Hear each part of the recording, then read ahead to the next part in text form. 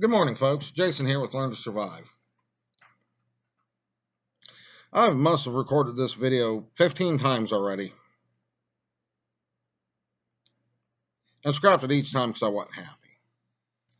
I don't think it's a hard video to make because this is something I never intended to talk about or even do a video on. But over coffee this morning, I was thinking about the situation in my life that caused me to start doing things differently and doing things in a different way. Then I thought, this might be a good subject to cover in a video. Give you guys something to think about. Maybe you're going to think about it and you're going to adjust how you do some things. Maybe you won't. You have to decide what's best for you. So I try and do this video and I'm giving you backstory because I want you to know me and what led me to do things the way I do them. And it becomes this long, rambling video. And I don't want that. I want you to watch the video to the end and get the information and think about things. Maybe adjust things, and hopefully you'll never be in the situation I was in. But if you are, you won't have to go through what I did. So long story short, have a house, had a walk-in pantry. I decide, living in the middle of nowhere, hey, we're 10 miles from the store. We have rough winters here in the Midwest. Let's stock this pantry. So I had it stocked with canned goods I canned from the garden myself, and even canned meat from hunting. Had enough in that pantry that I could carry my family through a winter. Then my house burns down. And when I say my house burns down, I mean my house burns down. There's nothing left but a few standing boards here and there in the foundation. So I lose everything. Now comes dealing with the insurance companies.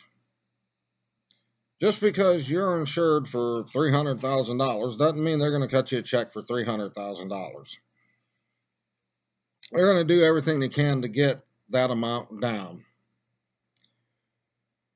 They used a house that was about 25 miles away from mine that had similar stats, square footage, number of bedrooms, 1.5 baths, and all that fun stuff to value my house. They said this is what one sold for and this is what the market would bear. So they gave me $70,000 for my house.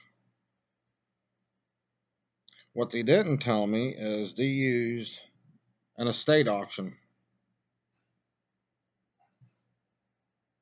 to get that value. Although I could have put my house on the market and sold it for $150,000, they used a recent sale within the past year to say that's what my house was worth. That's what the market would bear. And then they start asking you about personal property. You tell them, oh, well, between me, the wife, the kids, and the dog, we have $8,000 in clothing. Well, it's been used, it's worn. Okay, so they're going to give you $1,000 for clothing. That new flat screen TV you plan on buying tomorrow, if you lose it in a house fire a year later, that $900 TV is worth $200. That's what they're going to pay you. So it would cost you $300,000 to buy a new house, replace everything you've ever lost, everything you lost in it. You can look for a check for about $100,000. So then you get that check. You cash it. You put it in your checking account. What do? You go with priorities. Clothes. First thing's clothes. Then you go out and you rent a place. Now that you've rented a place, you've got to furnish the place. So you go out to rent a center or you go out and you buy furniture. Next, food, refrigerator, food. By the time you get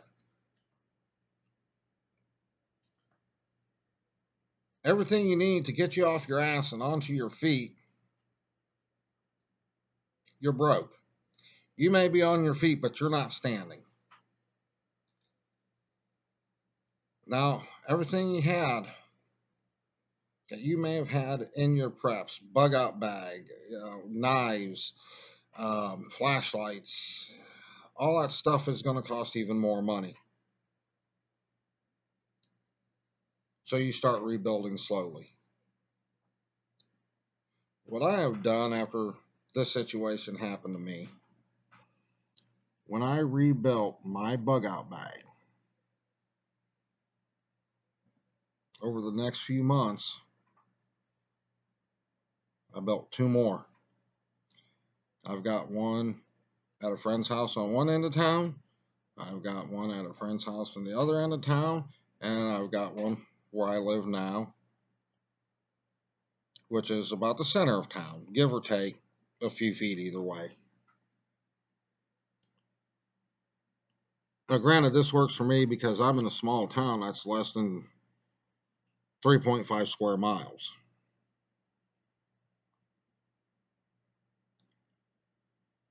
But if something happens to my house, I've still got two bags I can get.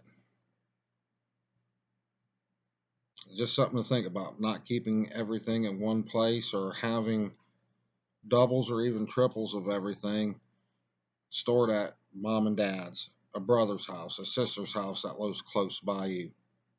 So if anything happens, you still got that stuff. I hope none of you ever experience a house fire and lose everything like I did. It's a very hard thing to go through. It's a very hard thing to recover from. 20 years later, I'm still recovering from it. Building up stuff I've lost that I've had that, you know, and you talk to anybody that's been through it, it takes 20, 25 years to fully recover back to where you were after losing a house fire because insurance companies don't want to pay what it would cost to get you back on your feet. They don't want to pay to replace your stuff. They just want to give you a few pennies on the dollar that will help you get a start. But their main goal is not to pay you. Their main goal is to make money, like any business, and get out of paying whatever they can. We know this already. But it's not something a lot of people think about.